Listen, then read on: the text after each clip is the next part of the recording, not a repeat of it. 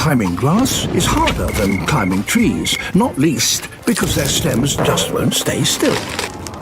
Her prehensile tail acts like a fifth limb, so she's as agile as a monkey clambering around in a tree. And just as well, for the best food in this tiny forest is at the very top of its canopy.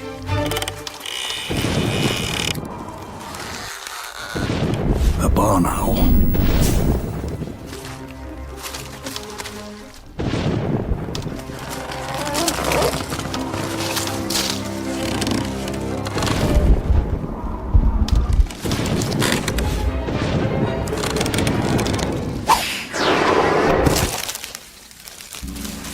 Not her finest move, but it did the trick.